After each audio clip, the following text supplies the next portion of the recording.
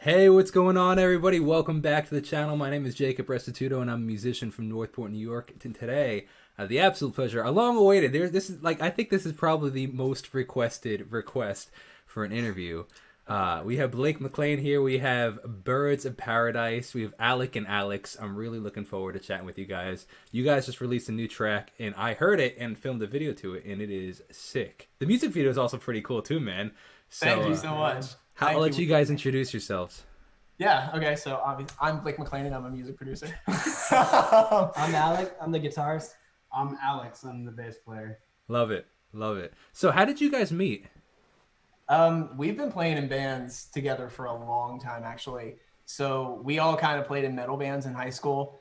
Him and I played, Alex and I played in like our very first band together. Yeah. Like I was like a freshman in high school. It was awful. It was so bad, man. Like we have some stories about that. It's ridiculous. Bad. And then Alec played in a bunch of metal bands too. And like after I went to college and came back, I remember I don't even know how you started coming back here. I have no idea. But he comes over to my house like twice a week. Like I just showed up. Yeah, you just kind of showed up. Yeah. But he's always kind of played bass and he's always been amazing at it. And Alec, I would call him every once in a while and just have him come over and like work on some stuff, and help me with some tracks and like, add some guitar on top of things. Cause he's just stupid good at music theory and like all guitar. And, we kind of tried a couple different things in the past. We had another band we started a few years ago called Champagne, which was pretty fun. It was very like DNC, like Maroon 5-ish, It's a cool name though for a band. I actually like that a lot.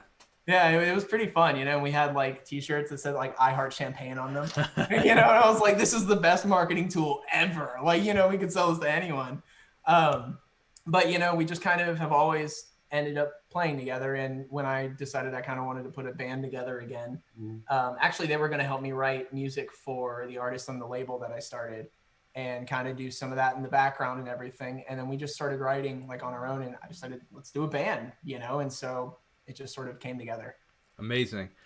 So that's actually the perfect segue into. I guess we'll cap that for later. I want to go into that, talk about the label for a little bit. But let's talk about the single a little bit more.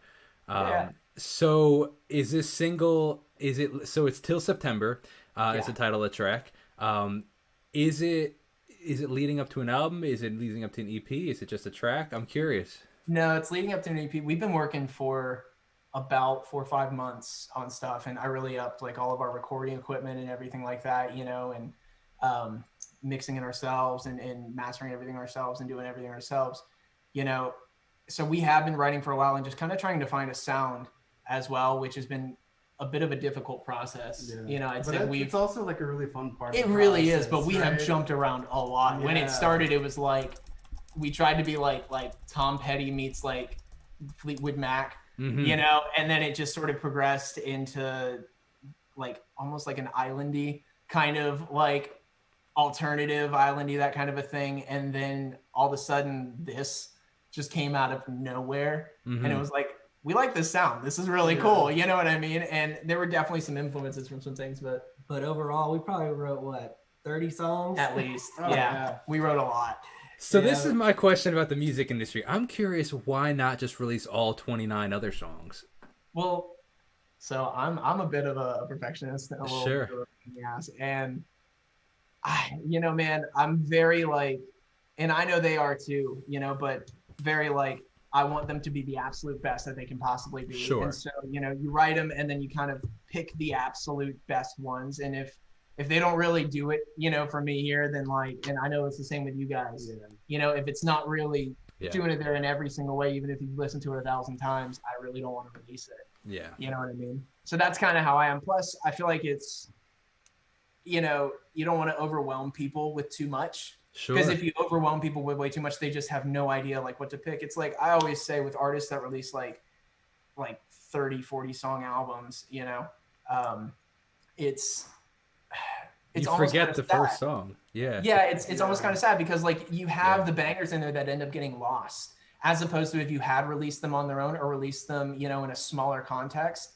then people have the opportunity to really, really, really appreciate them. Yeah, it's not to say that none of these songs like won't get released ever. Yeah. Some of them they just get kind of put on the back burner. Sure. you come back and revisit them, you know, a little bit later. Yeah. Maybe something else inspires you. So you're like, you know what, let's do this with it. Yeah, Or like there's something like one that I told you guys I'm just not vocally ready for yet. Yeah. Like I can't do it yet. You know, I can't deliver it Oh, right.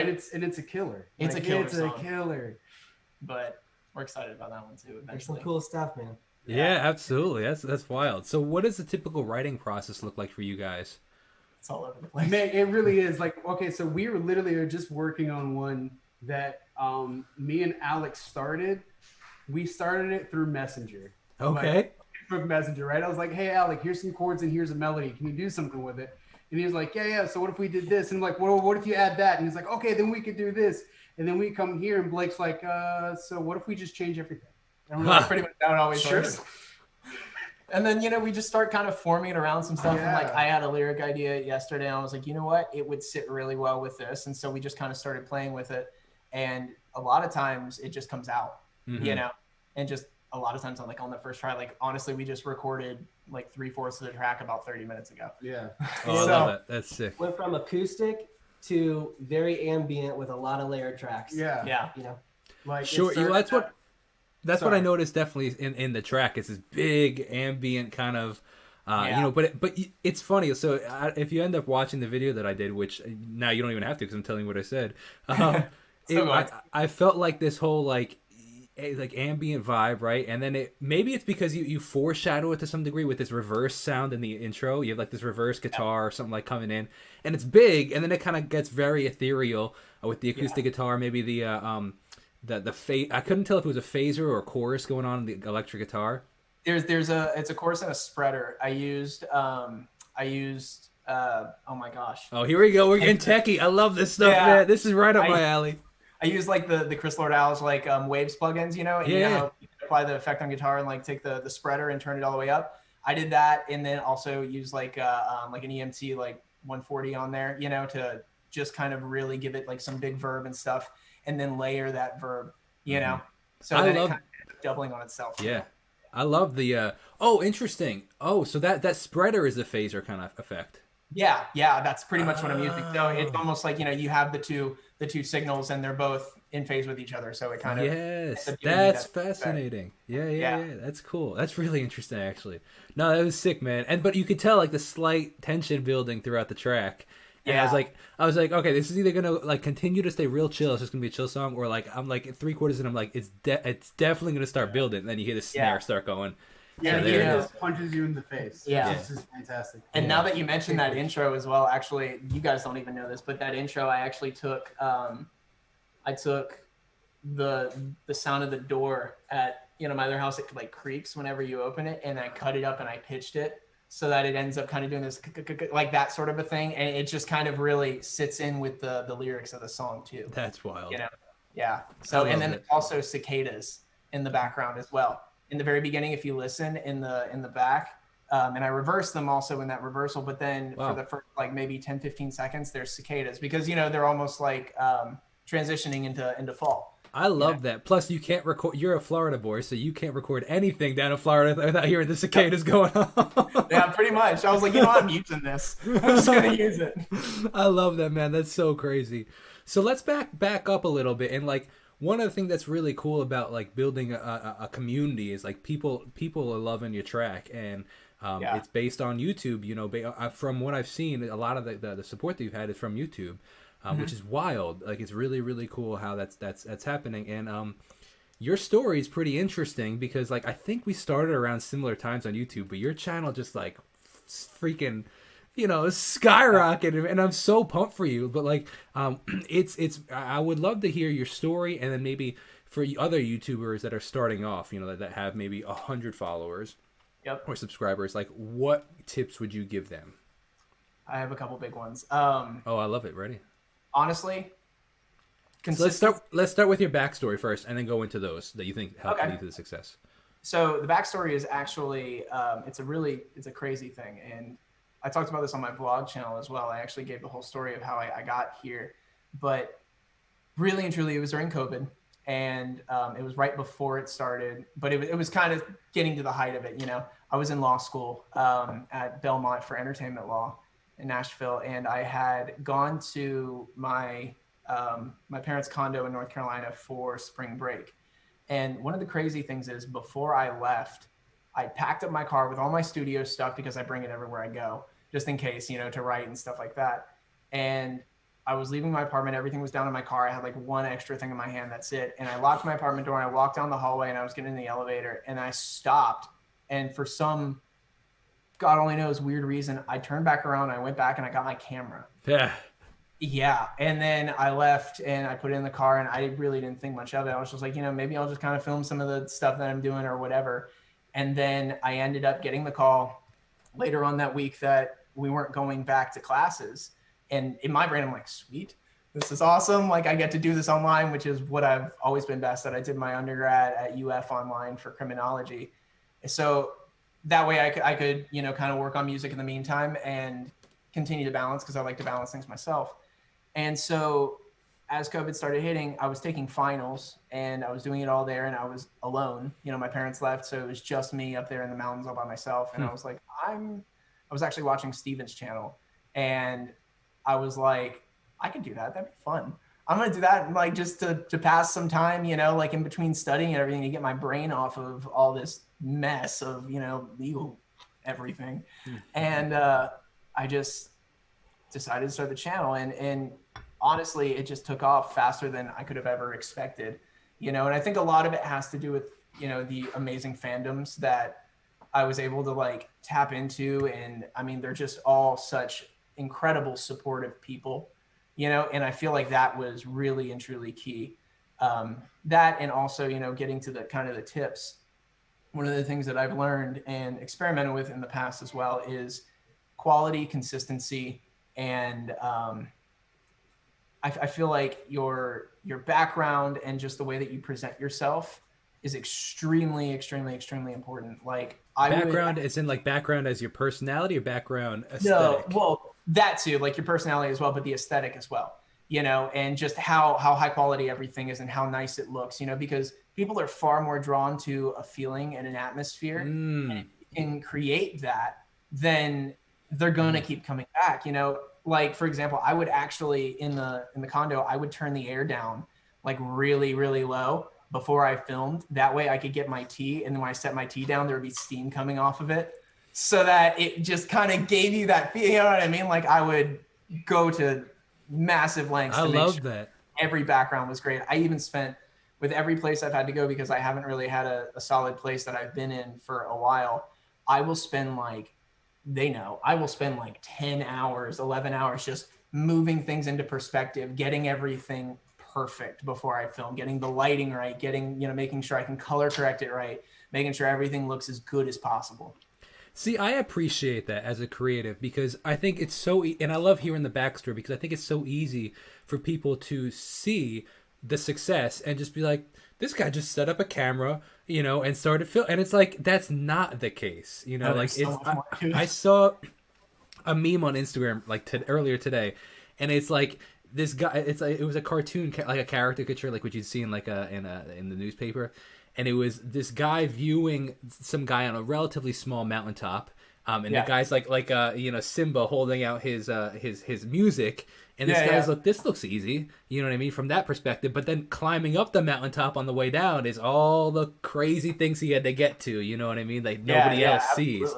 So I appreciate the fact, like all the little details that you actually took. It wasn't just you setting up a camera. It was you turning down the AC. It was you know, tweaking, you know, like it's driving me insane. And I don't even want to say it right now because now people are going to notice that I rehung my wall and it's slightly slanted. And it's now I see it, man. The second you pointed it out, like before you even said it, I was like, wait a second. It's driving me insane.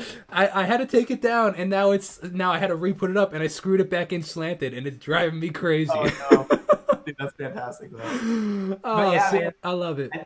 I think that, and you know, there was one other thing that actually is really funny that I think was one of the other reasons that it kind of took off was doing the full albums. I did that sarcastically at first because I had all these people like commenting after I did some 5 Seconds of Summer. They're like, you should do the whole Calm album. And in my brain, like after a bunch of people had said it, I was like, okay, yeah, nobody's going to watch that, but fine. Since everybody is saying it, I'm literally just going to do the whole thing, make it as long as I possibly can, and just prove to everyone that nobody's going to watch it.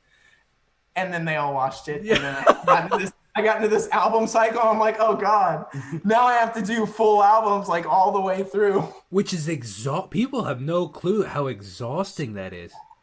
It takes so long, man. And to edit everything and get it all, right afterwards, like it takes a long time. And I was filming in 4K back then. So I would literally I would import the footage, which would take forever because it was 4K and there was so much there. Mm-hmm. And then edit it, and like whenever I went to go and export it, it would be like a 3-hour export and then like another like 4-hour upload onto YouTube. And I was waking up in the middle of the night at like 3 o'clock in the morning, like going out to my computer and just to make sure it exported so I could get it out the next day. Like that's crazy. And then if it gets blocked, you have to re-edit it. And exactly, which is the worst. Like, oh shoot, man, that is so crazy.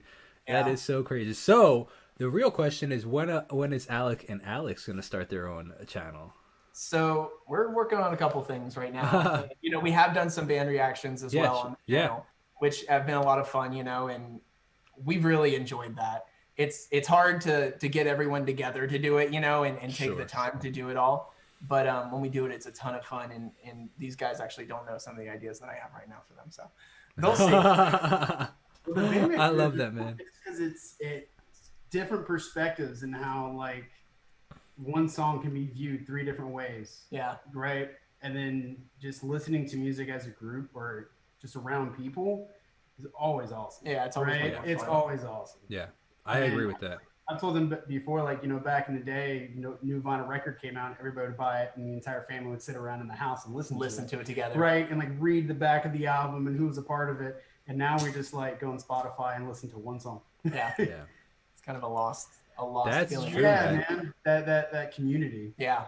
Exactly. And how far back does that go with people in ancient times? Sitting around a campfire. Like that. That's a great point. That's a great. That's how music essentially got its start. It was a form of communication and storytelling. Yeah. Right. Yeah. Like people from a different language. Like you didn't listen alone. Exactly. You listen. How am I going to tell you my history when we speak a different language? Well, I'm going to do it by dancing, beating on this drum, and clapping rocks together. Yeah. Like that's how we're going to do it. Totally. And then now in this day and age, with the way that music is produced, and you've got 24 layers of one vocal track. You know what I'm saying? And you've got double guitars, and then you've got the rhythm in the lead, and you've got all kinds of post-production stuff. There's so many things you can hear, and sometimes somebody will hear something that another person doesn't. Yes. So we can bring that to light and then talk about it. Yeah. Absolutely. That's a great point. Yeah, absolutely. That's so true though about the 67 vocals layered and oh my gosh. Ridiculous. That is wild. No idea. Like there's so much that goes into it. Oh. It is, and then there are some tracks where I'm like that's the way I typically lean in my music, like it's layering a bunch of stuff and guitars and all this stuff that people might not even hear. But then hearing some of these other tracks that are way more like simple, and I'm like, how did they do this? There must be 17 guitar layers. I'm like, no, it's just a straight one electric guitar, mono. I will say one of the ways that I found to create a track, and if you want it to be minimalistic and simplistic, like that, do the vocal first and then just build around the vocal. If you record the vocal first with nothing at all, then you just kind of end up adding a little something here, a little something here, a little something here, and then it ends up carrying the song, which is really cool. That is pretty brilliant, actually. Yeah, I could see, because often you'll try to fit the vocal into the song. Yeah, but now you're fitting the song around the vocal. If you write the music and fit the song to the vocal, then it accentuates the vocal in the best way possible, and the lyrics and everything, and you end up with a really cohesive piece. That is really interesting. I'm gonna test that out for sure. Yeah, I love that actually. Absolutely. Is that how you guys did this track? This one right here, no, until September, sort of. Wait, so we're talking about 2 different tracks. Okay, so you have a new one you're working on currently. Yeah, the one that we just heard about 30 minutes ago. Which okay. The one that started on Messenger and just messaging back and forth. Yeah. Till September, I wrote In a Dream, which In a Dream, you said? In a Dream, yeah. And the lyrics, I mean, a lot of it has to do with things in my life that are one. They're very, very, very specific. I won't really dive into that, mostly because I don't want to. I don't want to think about it. But anyways, like. That lyric came to me in a dream, and the melody came to me in a dream, and I just recorded it on my phone. That's crazy. I just have like the little tiny vocal like note, and then I sat down and I pulled out a couple chords to it, and then we just kind of went to town on it, you know. I love and that, it all man. came together in about probably 5-6 hours. Yeah. Yeah. Yeah. Was it like a 2 a.m. phone recording rollover, mumble out the thing, and then wake? Dude, you gotta post that. You got that's so I cool. will. I have it like right here. Yeah. You should totally like. That's the best BTS behind the scenes content ever, man. Like, I know, man. you're like And you sound wasted because it's 2 o'clock in the morning, and absolutely. Absolutely. Yeah, and actually, I was going through a couple other things, and so the lyrics were actually a little different before last Wednesday, and I recorded a brand new bridge and changed like some lyrics on the choruses and stuff like that, literally, and recorded everything on Wednesday. I love that. And finished editing the music video on Friday about 2 hours before I put it out. That's crazy. That is cool. Very cool.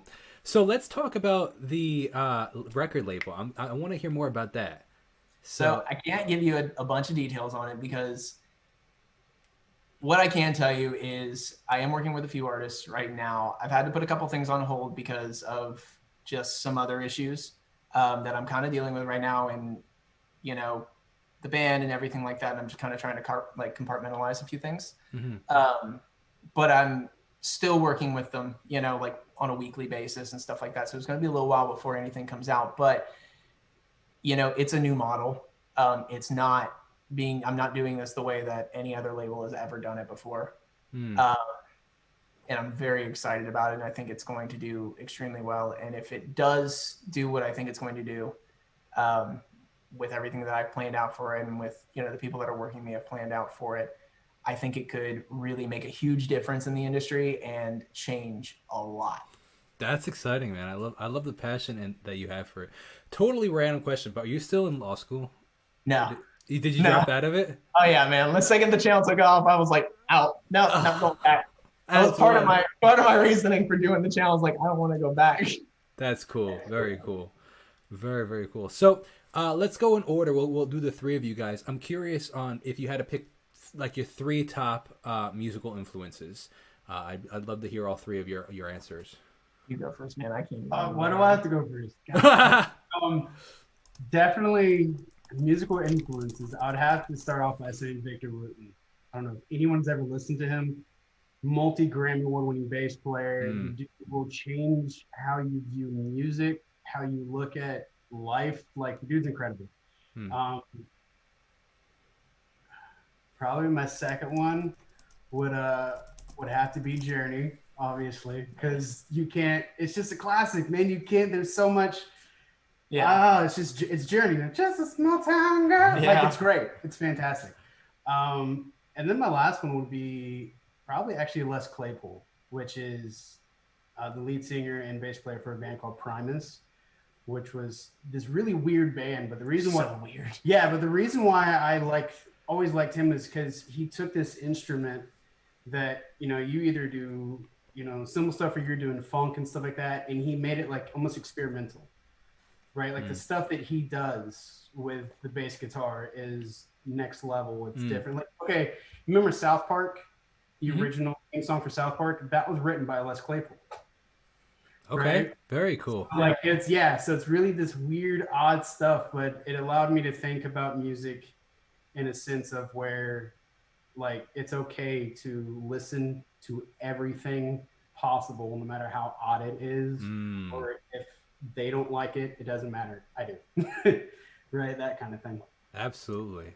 I relate to that very much, actually, because I took an electronic music class in high school, and dude, some of the stuff we heard was whack. Like, I'm like, I don't like weird stuff. It was like in high school, I took classical guitar, right? Yeah. Like taking classical guitar, but then I'm over here listening to like Mud by Les Claypool and Primus. It's crazy. Yeah, that's wild.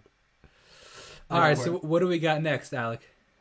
All right. Well, before I jump into that, just because you mentioned high school real quick, I just want to mention that one of my earliest memories of you was in high school in guitar class. Oh, no. You know what I'm saying? Oh, no. But, you know, when we were playing some of these shows like in Lake Wales and stuff like that, you know, and then like I was listening to your band you know, I came in and I sat behind you in guitar class, so I tapped on your shoulder and I played one of your band's songs. Do you remember that? Oh my God, I do. Dude, what the biggest compliment. I forgot about that. Yeah. Man. So anyways, that's cool. That's one of the ways that we met. That's actually how we like really started talking. Yeah. And then, you know, we started just talking from there. But I guess, you know, Wow. going back into the question here is, there's really a couple ways to go with that. I guess it's actual guitar players, because I'm a guitarist, and then there's bands, right? Yeah. If we're going guitarists, it would be, of course, every guitar player loves John Mayer, you know. One of my, I guess you could say, modern influence is Isaiah Sharkey, who is kind of like a gospel-y player, but he actually toured with John Mayer for a while. You know, John Mayer definitely saw the talent in him.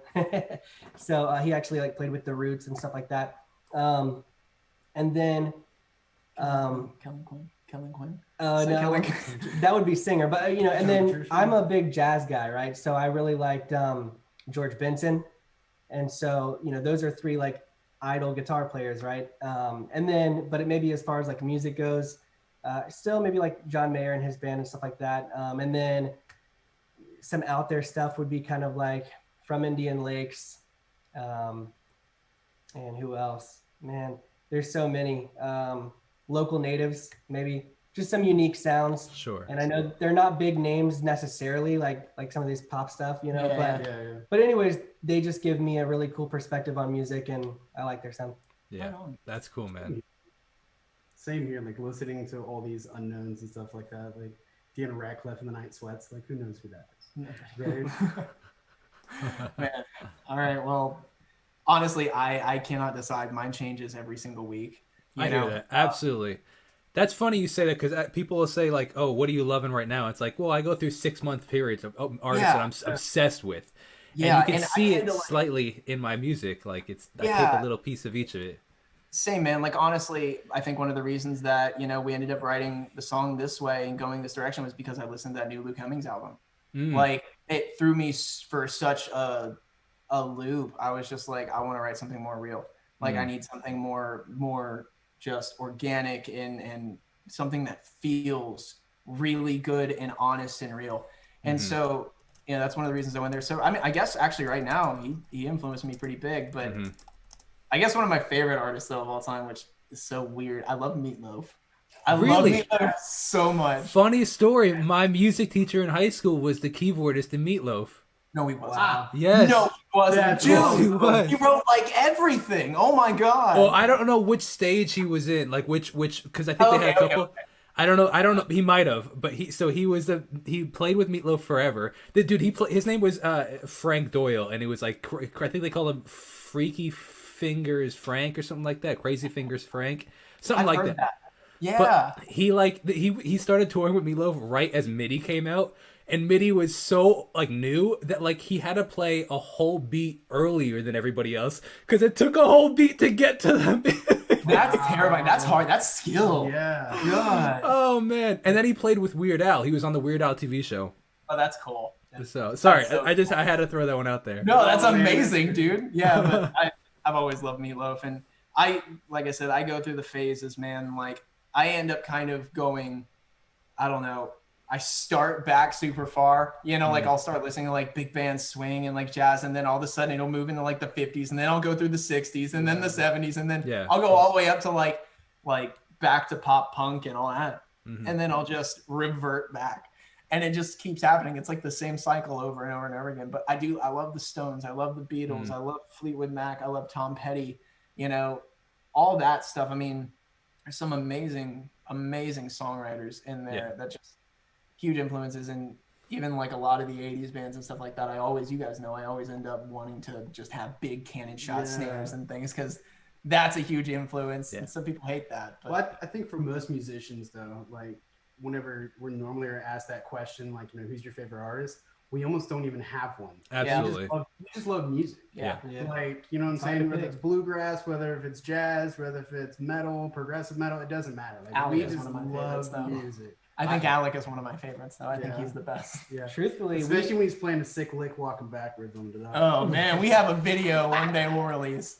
That's just hilarious that we've made fun of him for years. That is cool, man. I love that. So let's talk about the vlog channel really quick, which is a new channel you just started, maybe about a couple weeks ago.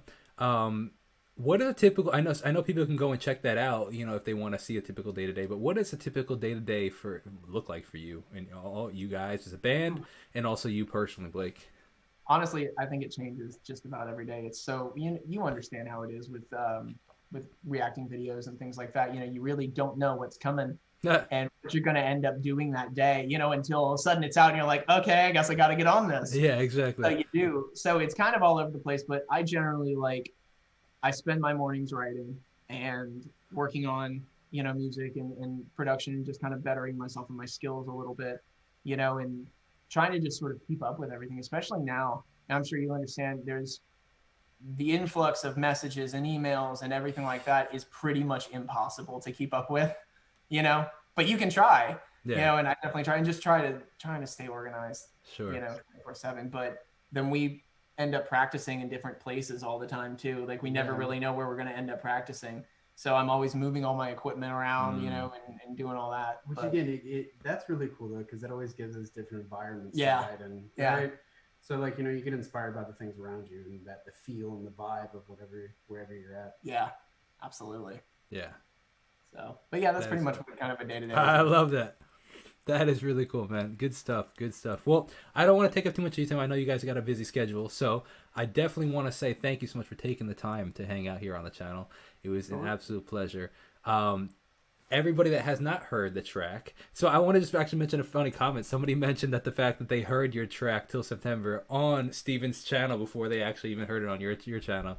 Nice, that's awesome. Yeah, it's like it's funny how like people get so, you know, butthurt about reaction videos and that stuff, but I think that it's honestly the biggest compliment. Like, I think they're important. Absolutely, dude, it's literally, I think, free marketing. It's like it's what 50 years ago people would go to the newspaper and read movie critics or film critics. It's literally no different. You know, it's also, I've been thinking about this for a while. It's also the exact same thing as what we were talking about earlier when Alex said people used to sit around and listen to music together, and people crave that. And so people don't go to, I think there's just a little bit of a misconception there because people don't go to reaction videos to listen to the song. They go to experience it with somebody else because people do crave that. You know, I think they're very important. I think they're an amazing marketing tool. And I think that, you know, I don't like the misconception with it because a lot of people think that, you know, you're stealing views away from like the original video, but they're coming for a different reason. I completely agree for you. Absolutely. There's probably 0.5%, like half of 1% of people that have not actually heard the track before they come to your video. You know what I mean? Absolutely. Absolutely. Cool. That is so true, man. So when can people expect the next track? Do you have like a timeline for that? Hopefully in the next few weeks. So cool. Yeah, that's what we're shooting for. And also please everyone go stream Till September. We actually did not, because we released it so quickly, we didn't get to apply for any Spotify playlists or anything. So we really missed the ball there. So we really need as many streams as possible to like help support it, you know, and really get it going. But we'll see. That's funny. I forgot about that. Like I'm usually the same where I'm like for example, I just today listed a track that'll be released on Friday, but I forgot that what is it, 7 days in advance or 14 days in advance? And I actually emailed them afterwards and I was like, hey, you know, we had a problem. Like we had a deadline that we needed to reach, you know, and just trying to get everything together and stuff. So we were not able to do that. Is there anything that can be done? They said, sorry. Like there's nothing that can be done. And I was like, okay, well, that kind of sucks. Yeah, for real. So is it under Birds of Paradise? Is it under Blake McLain? Where can people find it? It's under Birds of Paradise. Okay. And you know, we have our Instagram, we have our Twitter, we have, you know, it's on Spotify, all that stuff. You can also go to the music video on my page and all the links are down there as well. So they're pretty readily available, but all the streaming platforms, you should be able to find it pretty easily. Beautiful. Cool. All right. Last question. I like asking everybody this. Maybe we'll do like a 2-second answer for each of you guys. What is one thing you now know in your music career that you wish you knew starting off? I have one. I mean, if you guys... Yeah, go for it, and then let the other guys too think of one. When you get stuck, learn something new. Because everybody gets stuck musically. You know, at some point or another, you end up in a rut. And everything sounds the same, everything feels the same, and you're just like, I can't write anything, you know, it's like writer's block. But if you pick up a different instrument or you learn something new on whatever you're learning or you're writing on, you know, just something brand new, it will give you a new perspective on it, guaranteed. And you'll be able to take that and your brain just opens up almost every single time. So I think that's one of the best things. But Alec, anything? I would tell everyone who's interested in writing music to learn music theory. It's the language of music. Preach. And then also, you know, level up on your instrument. So, you know, learn new techniques and practice those techniques. And then also learn those techniques on other instruments as well. So that way, you know, you can get new creative ideas. Yeah. For me, it'd be kind of like, don't always focus on being a good player, focus on being a good musician. And that's great. That requires all the other elements of music and not just one or the other. And really just figure out who you are and tune yourself into what music is telling you to do, like where within the song and the songwriting, like where exactly you need to be. Yeah. Right. You don't always have to be flashy. Sometimes it's 1-2 notes. That's it. You're good. Points, like, you know, made across. We're good. And I have one more just little comment to add on as well. Just one more small piece of advice I think is extremely important. With how saturated the music market is now, if you really want to get into music and you really want to, you know, become successful as an artist and everything, there are so many people out there putting their music out, and it's really difficult for anybody to just see you on Instagram and just click on you and go and become invested in you like that. You have to remember that you want people to become invested in you as a person first, and then your music. Yeah. Can I say one more thing? I'm sorry. I just thought about it now. Two, in today's day and age, we have the opportunity that you literally can jam with any of the legends right now, right? You can pull up Spotify, you can play some BB King, you can grab your guitar and you can solo. Like, where are you going with this, man? You can solo with BB King. Like, so you can learn from the people who did it first and did it the best. Yeah. Just have patience and take the time. Yeah. So, And then you can pull up YouTube and say, how do I play this track? And then like exactly. Yeah. It might be wrong, but you'll still learn some. Well, you have 7,000 other options to check from too. Yeah. Exactly. All right, well, if you guys can hang out 2 seconds, I just want to say thank everybody else for taking the time, for making it all the way through the interview. Definitely go check out Birds of Paradise. Check out all their Instagrams. I'll put all the links down below of all the different things, and definitely check out the track. Stream it everywhere you can, and I'll see you guys in the next interview. Thank you so much.